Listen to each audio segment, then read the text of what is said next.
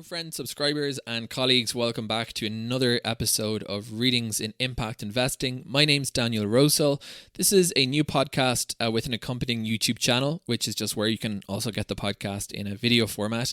For myself, Daniel Rosehill, I created this initiative because I felt that there were great reports coming out regularly in the field of impact investing, and I always thought, as someone who really enjoys stuff like audiobooks, that what a pity that these reports are only available usually in textual format. So as I had a few microphones and a computer handy, for those wondering, I'm using the Samsung Q2U to date.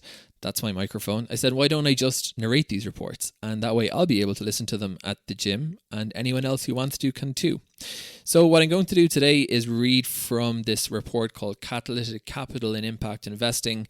Now, the thing about reading these reports is usually they're textual, but sometimes, like this report, they have kind of graphs, and it's obviously always a bit kind of difficult to figure out what's the best way to present these as such. So I'll do my best improvising as I go along to show, but people who want to access it can read this for free online. It is at the webpage of Wharton at the University of Pennsylvania. They have it up on their website.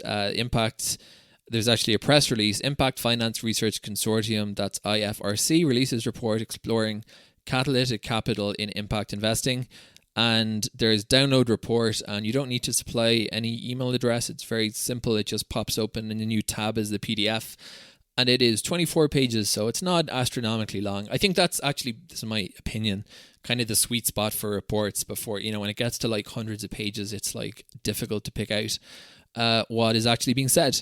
But I think this is a great length. So the report authors were Maoz, Brown, Riya, Kadam and Katherine, Klein. They are affiliated with Wharton, University of Pennsylvania ESG Initiative, Harvard Business School, and Chicago Booth Rustendy Center for Social Sector Innovation. I'm just reading the logos on the front of this. And that's what we're going to be reading. Before I get into it, let me just provide my email address. Why do I do this? Because if you know of a report coming out in the industry, or you've written a report, feel free to get in touch, and if I have time, I will read it. It is public@danielrosehill.com. This podcast is really made available so we can all continue to educate one another and learn from the work of one another. So I just want to read with that kind of sentiment in mind. Something on the intro page, it said, the authors would like to thank colleagues in the IFRC for their contributions to this project. At Chicago Booth, Robert Gertner, Salma Nasser and Eliza Balls provided critical support. At Harvard Business School, Sean Cole, Rob Zakowski. Oh, I know Rob. Hey Rob, how are you? And Christina Jarmos. I don't know Christina. If I did, I could hopefully pronounce her name. At Wharton, Vit Hennes and Tyler Rye offer much appreciated input as well. And we also thank Blue Haven Initiative and David and Melissa Razzo for their generous support of Impact. So Rob was potentially the only name pronounced correctly there, because I know how he pronounces his name. I hope I didn't get the other ones too badly wrong. And by the way, thanks very much to Maoz, aka Michael, for responding on New Year's Day, giving me permission to read this. Greatly appreciated, Michael. Thank you. Okay, let's go. Executive summary. Catalytic capital describes equity investments, loans and other financial instruments that are designed to stimulate impact and attract third-party investment that would likely not be possible otherwise. By accepting disproportionate risk and or concessionary returns, and by attracting more mainstream investors into high-impact deals, catalytic impact investors can play an important role in tackling the formidable social and environmental challenges the world faces and in building the field of impact investing. Despite this importance, relatively little is known about how catalytic capital works, how catalytic investors view their role in creating impact, and what distinguishes catalytic capital from the broader impact asset class. We aim to fill that gap in knowledge by presenting a comprehensive analysis of catalytic capital. Drawing on data from the Impact Finance database and a series of interviews, we offer both a descriptive overview of catalytic capital and an analytical assessment of its distinguishing features. We begin by reviewing the various forms and purposes of catalytic capital, demonstrating substantial variety in the way in which investors deploy it. This section also reveals that catalytic capital is not a binary feature of how impact investors work. Rather than having just catalytic and non-catalytic impact funds in our sample, we find that many funds actually blend catalytic and non-catalytic capital.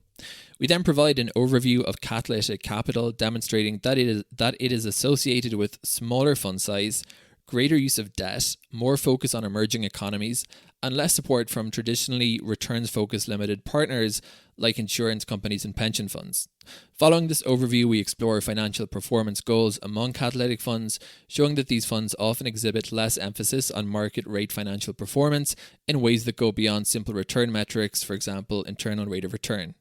Next, we explore how catalytic impact funds differ from other impact investing funds, highlighting the challenges that catalytic fund managers report they experience in sourcing potential investments, attracting and securing investors, meeting financial targets, and exiting successfully. In the final section, we present findings on the impact of catalytic capital, highlighting the importance of additionality and how catalytic impact investors conceptualize their impact. So that's the executive summary. Sounds fun? If it does, keep listening. Relatively little is known about how catalytic capital works, how catalytic investors view their role in creating impact, and what distinguishes catalytic capital from the broader impact asset class. Now we move on to the introduction. Practitioners and scholars have increasingly recognized the need for capital across a broad spectrum of risk-return profiles to tackle the enormous challenges that the world faces.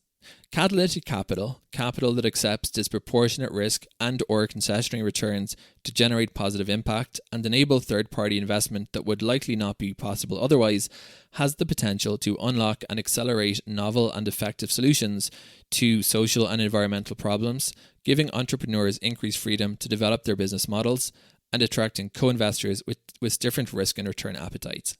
I just want to pause here for a sec because there is I like their definition, so I think I just want to repeat it because I think it's very clear.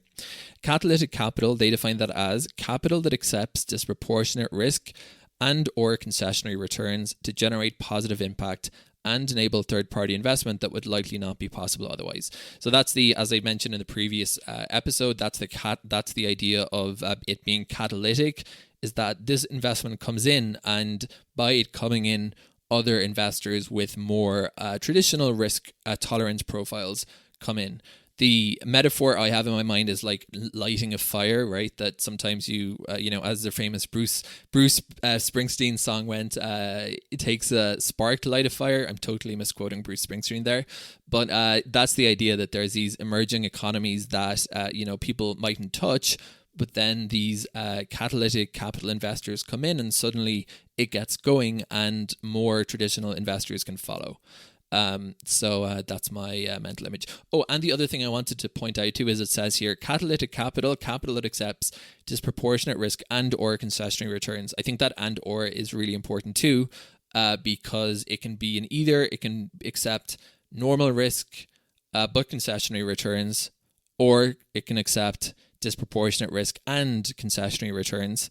Concessionary meaning, they'll probably define it here, but below traditional market rates of return. So it can be both or it can be either. So and or. All right, let's continue. Past work has offered preliminary insights on how impact investors use catalytic capital. Much of this research has focused on the catalyzing role of development finance institutions, DFIs. One of the central themes in the literature is the use of catalytic capital to fill funding gaps in sectors and geographies that are underserved by mainstream investment channels. Development finance institutions and multilateral organizations have been identified as potential providers of catalytic capital, with their capacity to absorb higher levels of risk and longer payback periods. Scholars have argued that these entities can play a catalyst role by de-risking investments in such sectors and attracting more risk-averse private capital. So I think we'll hear a lot about de-risking probably in this paper. It was a term that I initially found very confusing, and then it became less confusing as I learned more about catalytic capital and blended finance. De-risking, the idea being that these guys come in at a risky level and subsequent investors have to have less risk to counter, and therefore the market's being de-risked. Examples include the use of guarantees, subordinated debt, equity investments, and first loss capital to attract and leverage private investment towards social and environmental outcomes. Those are examples of de-risking. They're guarantees, subordinated debt, equity investments, and first loss capital. Although prior studies offer valuable insights, there has been relatively little investigation into how and why asset managers deploy catalytic capital, whether as agents of DFIs specifically or as investors working in partnership with a broader portfolio of limited partners. Asset managers constitute a critical but largely overlooked segment of the catalytic capital supply chain. Let me just repeat that. Asset managers provide a critical but largely overlooked segment of the catalytic capital supply chain. I think I read yesterday something saying that people think that only DFIs supply catalytic capital, or that's a common misconception. I don't know if that's true or not, but they are pointing that out here, that it's not just DFIs, it's also asset managers. Tideline's report on the various forms and purposes of catalytic capital offers useful ideas for understanding the nature and possibilities of catalytic capital. Additionally, the Global Impact Investing Network, that's the GIN 2020 Impact Investor Survey, provides an overview for how many impact investors deploy catalytic capital and for what purposes. Still, there remains a need for a more detailed understanding of catalytic capital. As FSG Senior Advisor Harvey Coe argues, knowledge gaps riddle investors' understanding of catalytic capital. Moreover, there is widespread acknowledgement in the relevant academic literature that there is an urgent need for better data and transparency on issues related to catalytic capital. Another stumbling block in research on this topic is confusion over the medley of terms used in this context, including impact, additionality, and blended finance. That's really awesome that they included that, because I did a whole episode yesterday on blended finance versus catalytic capital, explaining that blended finance integrates it, but not necessarily the other way around. You can have catalytic capital that isn't deployed as part of blended finance. So yeah, it's heartening to know. By the way, I just want to say once, my background is in technology.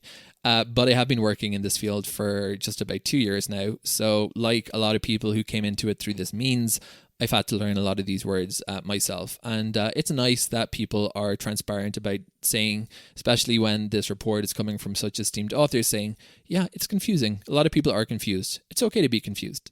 Drawing on novel data from the Impact Finance Database IFD, this report advances the state of knowledge on catalytic capital. We share insights that not only confirm but also build on the findings of past research, demonstrating how catalytic capital works in practice and spotlighting some particularly interesting features of catalytic capital as an investment strategy, including the challenges it introduces in the investment process, the importance of additionality as a criterion for evaluating its effectiveness, and the nuanced ways in which it is reflected in fund financial performance goals. Okay, now we're on page 6 of the PDF, 4 of the print document, data and methods. So this is going to just describe their data methodology. It'll be a little bit less interesting than that introduction, I imagine.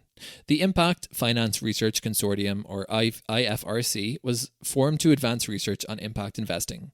Led by academics and research professionals at the Wharton School, Harvard Business School, and Chicago Booth, the IFRC is dedicated to building the evidence base of impact investing, bringing academic rigor and objectivity to the study of this rapidly growing and increasingly critical space. Together, the members of the IFRC are building the IFD, a comprehensive database on impact investing, private equity, and venture capital funds that will fuel rigorous research on the role of capital markets in driving social impact. With input from numerous academics and practitioners, we developed a comprehensive and cutting-edge survey to assess the characteristics of impact funds. Topics explored in the survey include financial goals and investment characteristics, due diligence practices, impact measurement, relationships with limited partners, impact reporting, engagement with portfolio companies, the use of the COVID-19 pandemic, and use of catalytic capital, among other topics. We identified impact investors through a variety of sources, including lists of past impact investor surveys fielded by the GIN, lists of impact investing firms compiled by PitchBook and Preqin, and member directories of leading impact investing trade associations. We have fielded the survey while also collecting a variety of documents, financial statements, legal documents, and impact reports that shed further light on how impact investing funds perform, structure incentives, enforce accountability, and communicate results. This report is based on survey data that we have collected from 216 impact investing fund managers across the globe. So that's the sample size, 216. It's not bad, I think. In the catalytic capital portion of the survey, these respondents were presented with the following definition and were then invited to indicate whether, how, and why they deployed catalytic capital. Catalytic capital refers to debt, equity, or other investments that affect disproportionate risk and or concessionary returns compared to conventional investments. The objective of catalytic capital is to generate positive impact and enable third-party investment that would likely not be possible with higher return expectations, lower risk tolerance, or less flexible patient investment terms. They use that term a lot, I find, in catalytic capital is patient capital. I think that's also like a nice descriptor. The survey prompted respondents to indicate the percentage of their committed capital that they would designate as catalytic. In total, 197 fund managers responded to this question, 118 of whom, 60%, reported that at least a small proportion of their committed capital is catalytic. In this report, we use the term catalytic funds to refer to these impact investment funds that reported that some or all of their committed capital is catalytic, in contrast to impact investment funds that report that none of their committed capital is catalytic. As noted later in the report, there is a continuum within the category of catalytic fund, ranging from marginal to high exposure to catalytic capital. The survey's inclusion of data both on catalytic capital and on a variety of other fund characteristics enables us to carry out the kinds of comprehensive analyses required to achieve a more precise and holistic understanding of catalytic capital funds vis-a-vis the broader impact investing ecosystem. We note statistically significant associations from these comparative analyses throughout the report. In addition to the IFD survey, we conducted semi-structured interviews with staff from impact investing funds that reported using catalytic capital in the IFD survey. We reached out to 31 of the 118 funds in the IFD sample that reported using catalytic capital, selecting funds that were broadly representative of the catalytic funds in the IFD in terms of the amount of their committed capital designated as catalytic and the types of catalytic capital identified in their investment strategy. Of these 31 funds, 21 agreed to an interview, yielding a response rate of 68%. Interviewees were all senior level personnel at their respective funds, with 9 holding managing director/partner titles, 6 holding founder/CEO titles, 4 holding director head titles, and the remaining 2 holding job titles of senior advisor and vice president. Interviews ranged from 33 to 56 minutes, with an average of 43 minutes. All interviewees were assured of confidentiality, and all interviews were transcribed and analysed systematically for important and recurring themes. We began each interview by asking general questions about the fund's investment approach and impact focus. We then inquired about how each fund makes use of catalytic capital and how the fund manager views catalytic capital as a component of their broader impact strategy. The final portion of this interview focused on the fund manager's views on the role of catalytic capital in impact investing overall. These interviews allowed us to add rich qualitative data to the largely quantitative data drawn from the survey and to clarify a particularly puzzling finding from the survey that we touch on later in this report. Oh, what a teaser. Okay, so that was, I'm going to add timestamps to this report, just by the way, so hopefully people who wanted to skip the data and methodology can skip that. We're now on page 8 of the PDF, Forms and Uses of Catalytic Capital. Past work has delineated various dimensions of catalytic capital. The most comprehensive delineation is the 5 Ps originally articulated by Deborah Schwartz, Managing Director of Impact Investments at the MacArthur Foundation.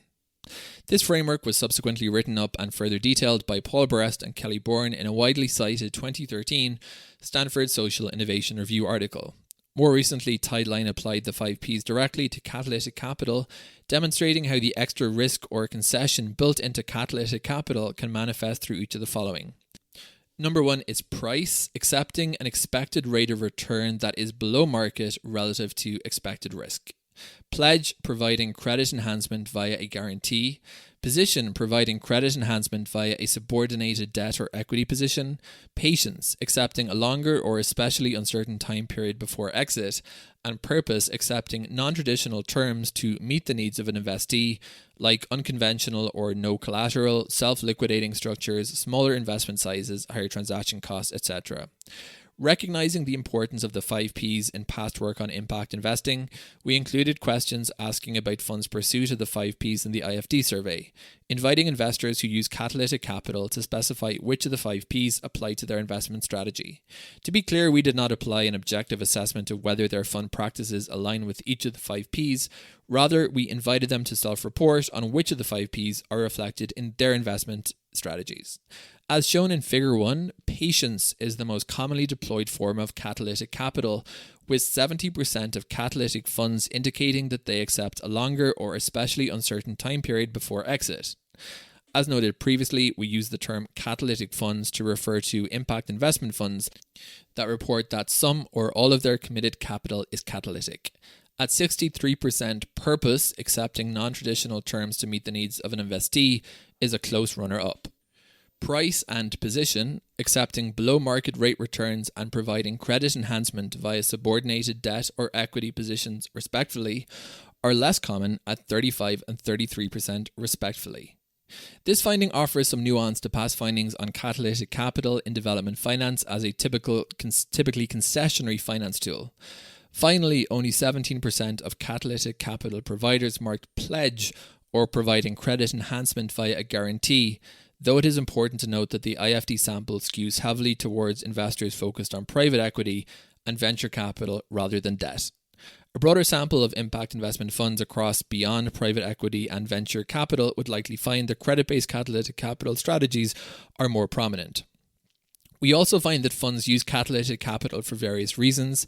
The survey invited catalytic investors to specify the purposes for which they deploy catalytic capital, including any of the following. And these graphs, as I said, I'm not going to try to explain them, but basically this one, the representation of catalytic capital forms can be found, and it shows the percent of the catalytic capital providers who used each of those 5 Ps, and that's in the report. So we also find that funds use catalytic capital for various reasons. The survey invited catalytic investors to specify the purposes for which they deploy catalytic capital, including any of the following. Population, to reach more challenging demographics inaccessible to market rate capital. Place, to reach more challenging geographies inaccessible to market rate capital. Innovation, to promote innovation and de-risk a novel product, service or financial model. Stage, to support early stage companies to reach market rate capital. Business model, to address small transaction sizes, high transaction costs, or other economic issues related to the type of product or service offered. Mission, to preserve and safeguard the company's commitment to impact, for example, by tying investments to legal requirements that prevent a business from drifting from its core social or environmental mission. Track record, to help enterprises demonstrate that they can achieve intended impacts and provide the expected financial return. Blended capital, to attract market rate seeking capital from more conventional investors who would not otherwise invest in the intermediaries or companies given their size, return or risk, and other. So just to roll back a little bit, we have surveyed here which of the motivations were, or which form catalytic capital took from the 5 Ps, a traditional enumeration. And then we have the purposes, and there is an other category, and then there's these classic ones, right? And blended capital is actually only one of them. And this really, I think, demonstrates the lots of different uses that catalytic capital can go towards, or lots of reasons why it's used. As shown in figure 2, innovation and stage, 59% for innovation and 54% for stage are the leading reasons for using catalytic capital, meaning that catalytic fund managers often prioritize promoting innovation and de-risking a novel product, service or financial model, as well as supporting early stage ventures to reach market rate capital.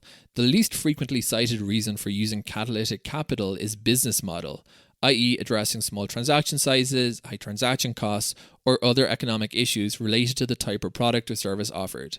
However, even this reason was cited by 39% of catalytic fund managers. In short, all of the reasons for deploying catalytic capital listed above are common among the fund managers in our sample. In addition to showing the representation of catalytic capital forms and purposes in our sample, we call attention to the high degree of overlap among the 5 Ps. We find that 71% of catalytic capital investors use at least 2 of the 5 Ps. Another way to understand this interrelatedness is by observing correlations across the 5 Ps. Figure 3 displays a heat map where a deeper shade of blue reflects a stronger correlation. The figure shows that most of the 5 Ps are moderately to strongly correlated with one another, with 0.5 being a common threshold for a strong correlation in social science research. A partial exception is pledge, which is the form of catalytic capital that focuses on credit enhancement and as such applies most directly to debt-focused investment strategies. It appears that pledge stands apart from the other forms because it is the only P that lends itself to debt-focused investors. That caveat aside, the primary takeaway from figure 3 is that the 5 Ps are strongly linked to each other. And again, I'm including the mention of the figure names for people who want to actually just look them up in the paper or print them out. It's interesting, and the different shades of blues represent the different strength of correlation. Based on these data, we conclude that although the 5 Ps make up a useful framework for understanding catalytic capital, they do not represent a set of distinct investment strategies in practice. Practically speaking, investors generally draw on multiple forms of catalytic capital as part of a multifaceted strategy to achieve positive impact. Accordingly, rather than categorize our subsequent findings by the 5 Ps, we use an alternative framing focused on the degree to which fund managers make use of catalytic capital, as described in more detail below. As shown in Figure 4, we find that catalytic capital is often not an all-or-nothing fund characteristic. In our sample of 197 funds that reported on the percentage of their committed capital that they designate as catalytic, 60%, a total of 118 funds, reported that at least some of the capital they invest is catalytic, with 19%, 37 funds, reporting that they classify all of their committed capital as catalytic capital. That leaves 41% of funds that classify 1 to 99% of their capital as catalytic. While past research focused on development finance institutions has sometimes offered a view of catalytic investors as focused solely on catalytic deals, our research findings demonstrate that we need to think about catalytic capital as lying on a continuum. Given this spectrum, we treat catalytic capital as a sliding scale and report how the use of catalytic capital from 0 to 100% correlates with other fund characteristics assessed in the IFD survey. To simplify visual presentations of our findings, we use the following schema in the graphs throughout the rest of this report. So they have a group description percentage of sample with the number being 197 and the number of funds. So the groups are not catalytic. 0% of committed capital is catalytic. That was 40% of the funds, which was 79 funds. Marginally catalytic was 1 to 20% of the committed capital was what they designated to be catalytic, and that was 14% of the sample, or 28 funds. Then we had moderately catalytic, the 21 to 80% of committed capital is catalytic. That was 22% of the sample, 44 funds. And highly catalytic, that 81 to 100% of committed capital is catalytic.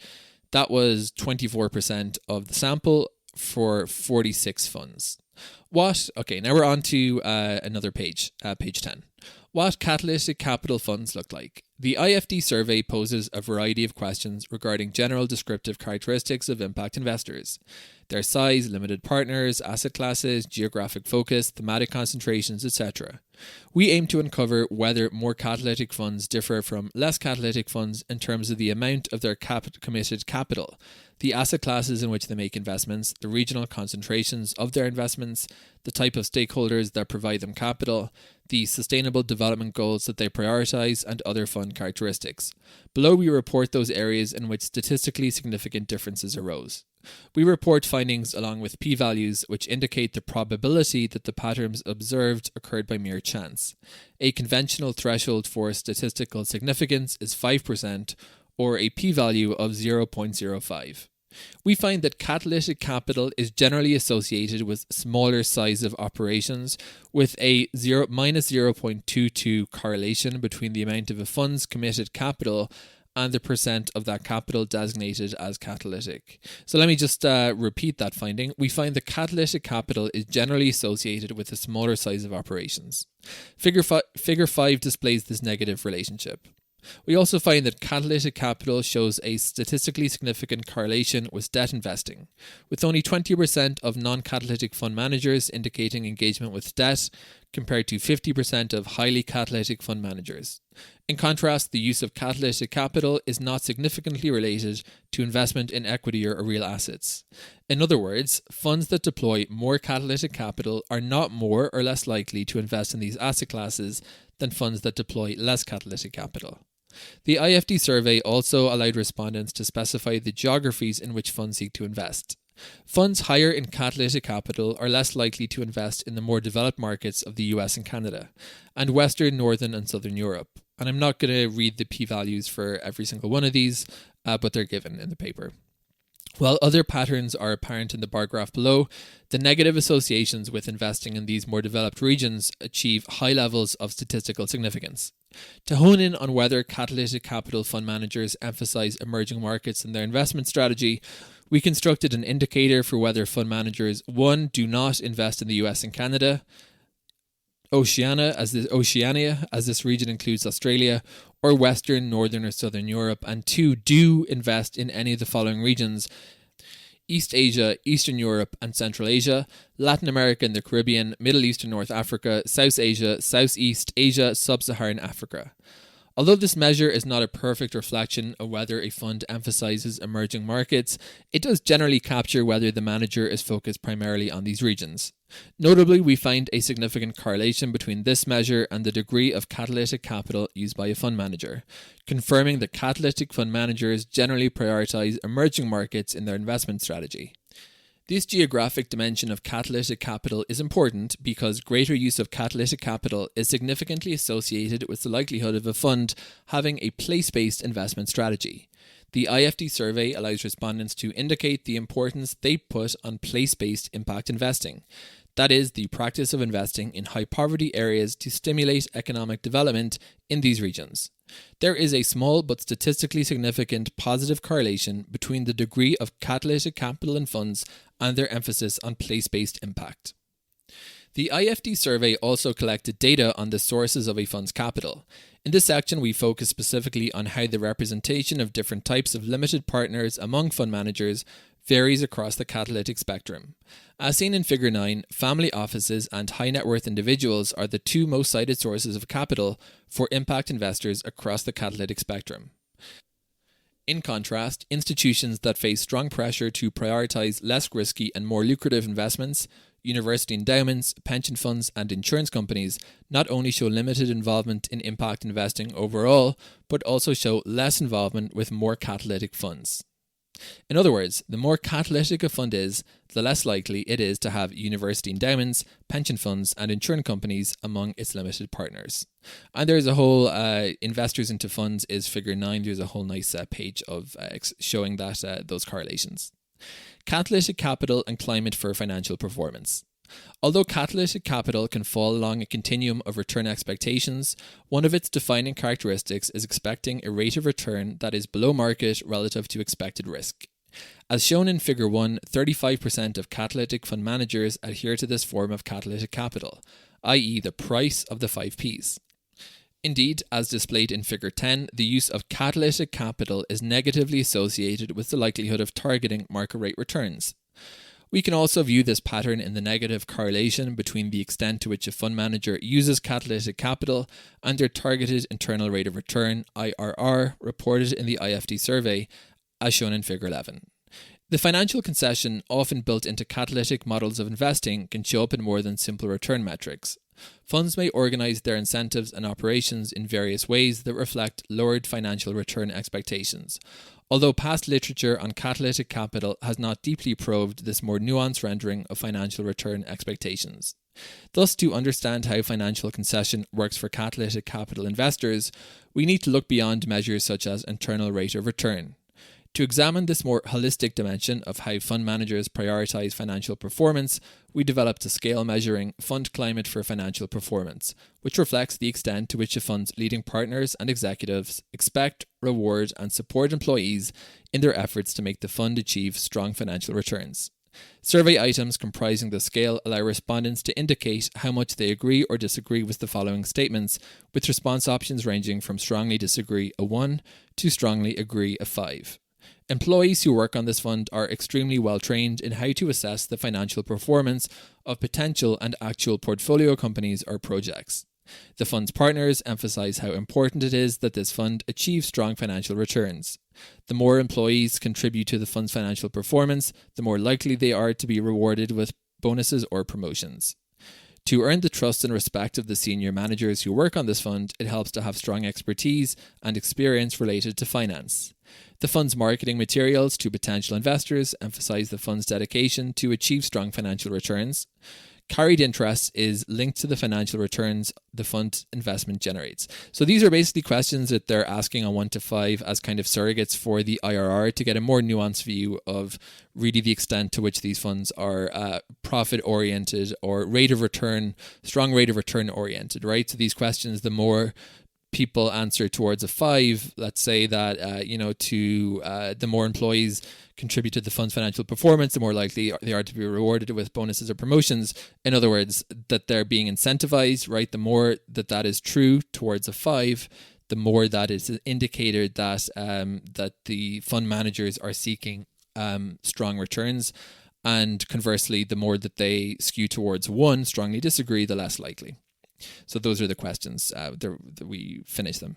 As shown in figure 12, we find that the use of catalytic capital is associated with lower climate for financial performance within a fund. That is, the more catalytic a fund is, the less likely its leaders are to push associates and other employees who work on the fund to prioritize financial return. Importantly, this negative association holds even when focusing exclusively on catalytic funds targeting market rate returns. Although the difference is small for this subset, it is statistically significant and demonstrates that the concessionary nature of catalytic capital manifests among market rate seeking catalytic funds as well as below market rate catalytic funds. That is quite interesting. The challenge of catalytic capital. A substantial literature has shown that investing in less economically developed regions invites a variety of market frictions posed by political instability, limited regulatory capacity, and other factors. By working in developing markets, catalytic investors take on transaction costs that often deter others. The IFD survey allowed impact investors to report on how their fund compares to traditional, i.e. non-impact investing, when it comes to the following activities: sourcing potential investments, conducting due diligence, attracting and securing investors like limited partners, hiring and retaining associates and other employees, meeting financial targets, winning competitive investment deals, and exiting successfully.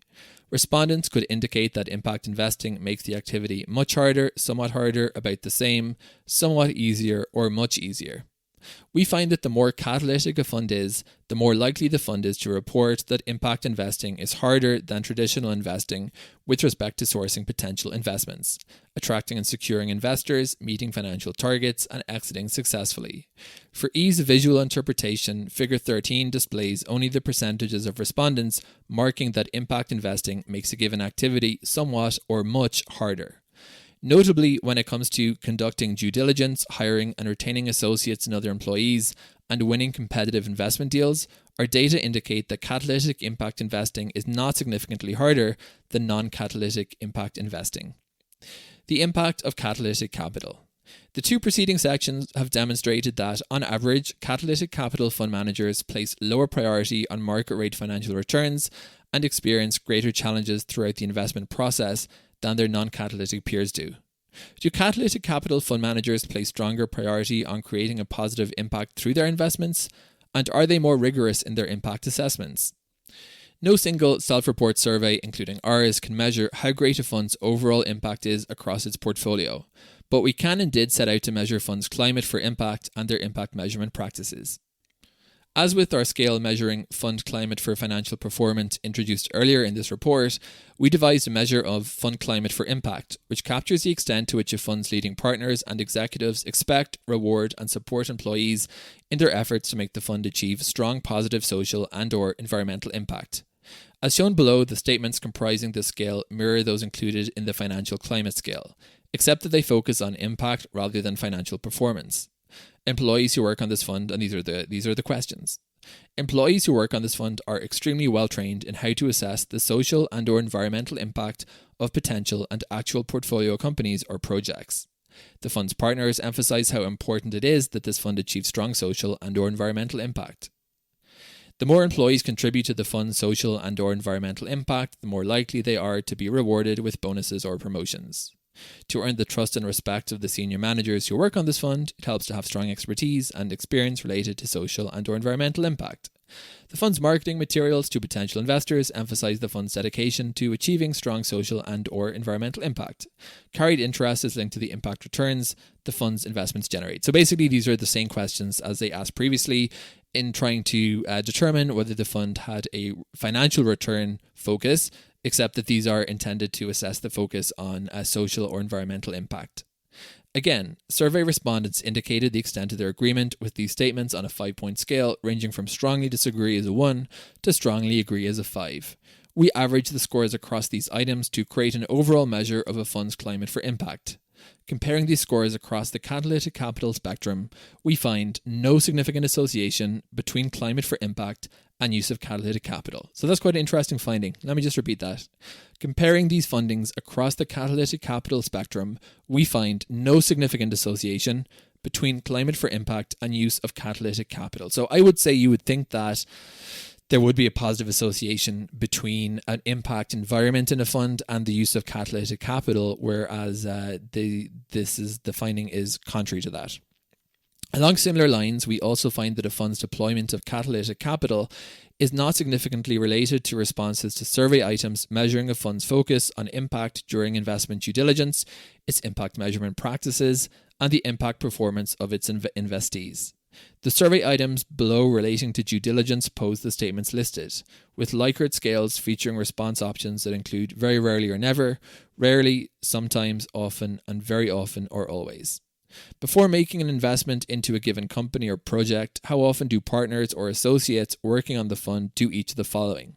Visit the company to observe its social or environmental impacts directly, consult with experts or consultants on the company's projected impact, review impact data collected directly from the company's customers or beneficiaries, require the company to complete a formal impact assessment, such as the B impact assessment, and share the results. Complete an impact quantification process that converts the company's project's impact into a numerical score or dollar figure, such that you are able to evaluate whether one investment scores higher or expected impact than another. Read academic literature or summaries of academic research relevant to the company's impact strategy and likely outcomes.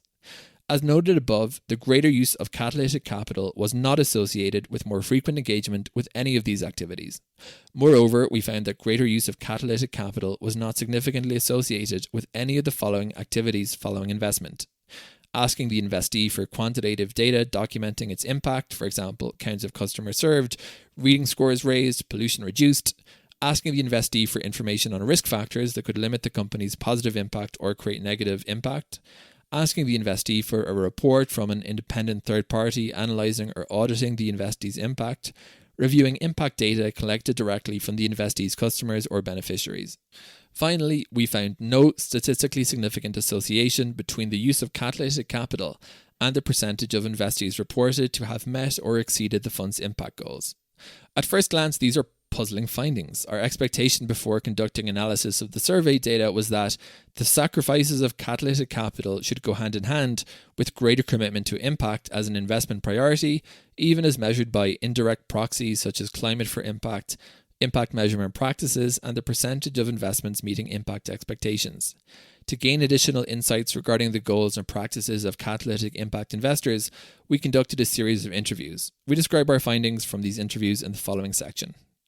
Diving deeper into the impact of catalytic capital interview findings. To complement our survey findings, we interviewed senior staff at 21 impact investing funds representing the full range of the catalytic capital spectrum. Our goal in conducting these interviews was to learn more about how catalytic fund managers conceptualize impact and also to invite their opinions on the non-significant correlations noted in the previous section. Put simply, we explained these findings to our interviewees and asked them to share their thoughts on why we did not see a significant relationship between funds' deployment of catalytic capital and their climate for impact and impact measurement practices. Some interviewees were puzzled at first by the non-significant correlations described in the previous section, expecting, as we originally did, the catalytic capital fund managers would be particularly attentive to impact. Through conversation, however, our interviewees tended to converge on the same explanation. Catalytic fund managers generally conceptualize impact in terms of additionality rather than the specific impact norms and measurement practices we assessed in our survey. It is important to note that there are multiple definitions of additionality in academic and practitioner literature.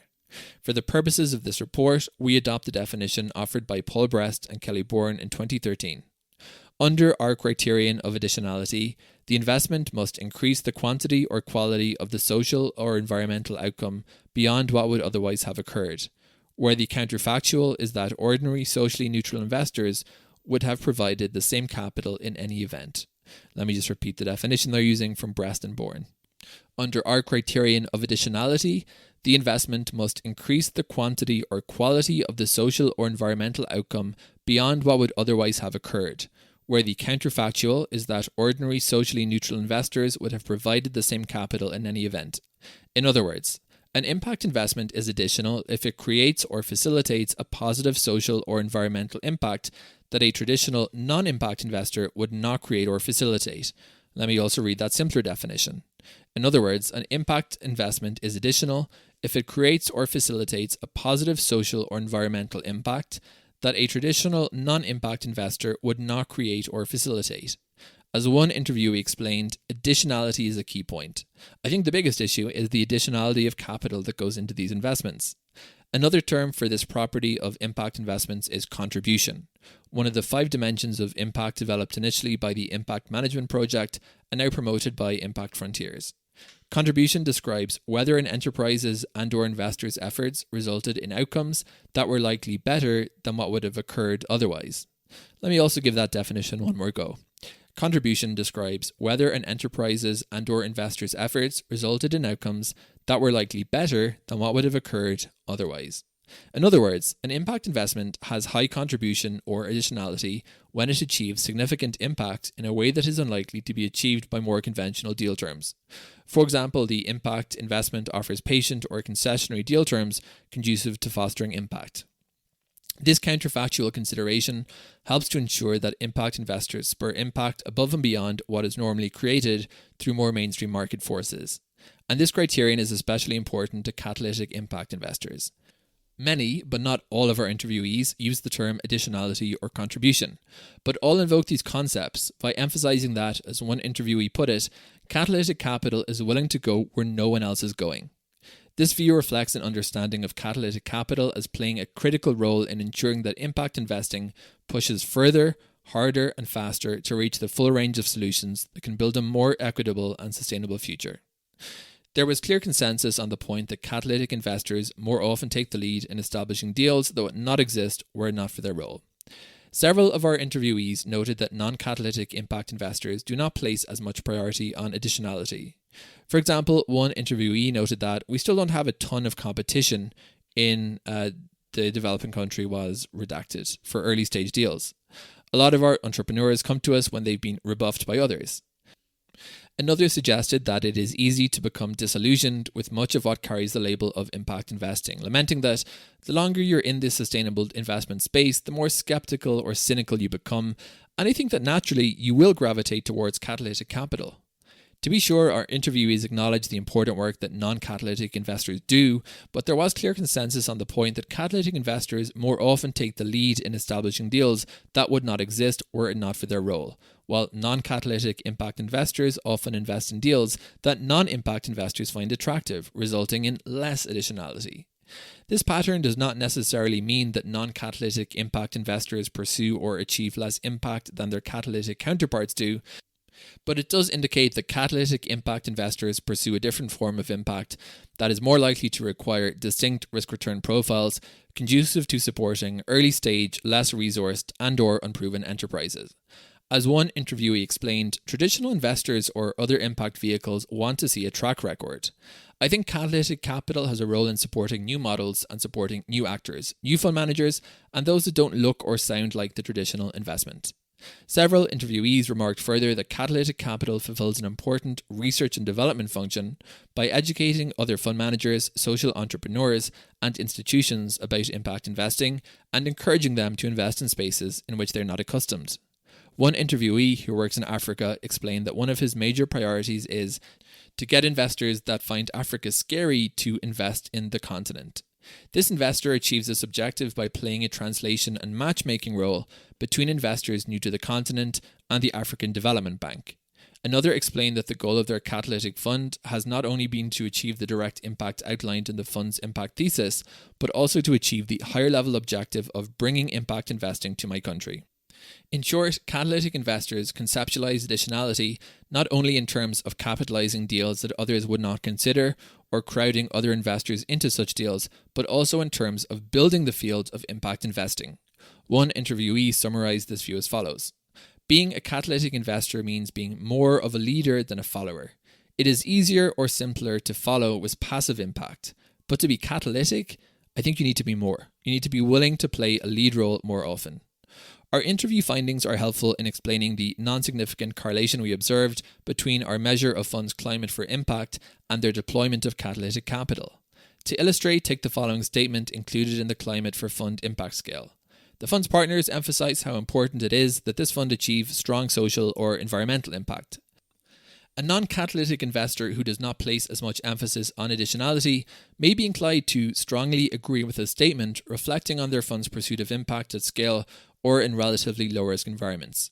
A more catalytic investor might also strongly agree with the statement reflecting on their fund's prioritization of impact in higher-risk environments where other investors are less likely to operate. In short, investors draw on their own implicit or explicit standards for impact when evaluating their prioritization, measurement, and achievement of impact, standards that may help to explain our survey findings. And finally, we have the conclusions page. Catalytic impact capital is often categorized as an all-or-nothing investment approach. Our findings challenge this depiction. We have found that many funds treat catalytic capital as one component of a broader investment strategy. While some funds devote 100% of their capital to catalytic deals, many carve out a smaller percentage for such investments. This variable aspect of catalytic capital presents an opportunity for field building. Thought leaders and practitioners interested in growing the practice of catalytic investing can encourage and role model this blended approach to investing, simultaneously acknowledging the trade-offs involved in catalytic capital, like greater difficulty and potentially lower returns, and showcasing the opportunities for unique investment. That is, impact that meets the criterion of additionality. In this way, non-catalytic impact investors can be encouraged to experiment with catalytic approaches, pursuing more catalytic deals along with less catalytic deals. Field builders interested in promoting catalytic capital should emphasize the importance of additionality or contribution in their communications, programming, and funding, as it distinguishes catalytic capital from other forms of impact investing. By focusing on additionality, field builders can demonstrate the unique value that catalytic capital brings to the impact investing landscape, especially in terms of unlocking deals that may otherwise be overlooked or considered too risky by other investors.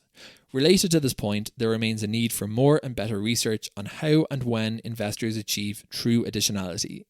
Field builders should also recognize the research and development role that catalytic capital plays in the impact investing ecosystem. Catalytic investors are often at the forefront of innovation and exploration of new investment models, as well as fostering collaborations between stakeholders. Field builders should highlight this function and encourage the sharing of lessons learned and best practices among impact investors. Lastly, we need to pay more attention to the subtly but importantly different ways in which more versus less catalytic impact investors conceptualize the impact of their investments. Among impact investing funds whose investments are predominantly or exclusively catalytic, additionality or contribution is a key goal. Among impact investors that make fewer or no catalytic investments, additionality is less important. By understanding these varying perspectives, field builders can better facilitate dialogue and collaboration between different types of impact investors, ultimately leading to a more robust and effective impact investing ecosystem. We hope that this report has provided useful insight on this important topic and that the findings presented here will inform and accelerate the evolution of impact investing in years to come. And there is a page of references at the final page of the PDF and print document. That concludes the report. And let me also add that I hope that this reading has been useful. Thanks for listening to another episode of Readings in Impact Investing. If you work in the field of impact investing, please take a moment to share this podcast with your friends and colleagues. Feel free also to reach out for more reports that you think would add further knowledge to this knowledge aggregation and distribution project. My email again is public@danielrosehill.com. Thank you very much for listening and have a great day.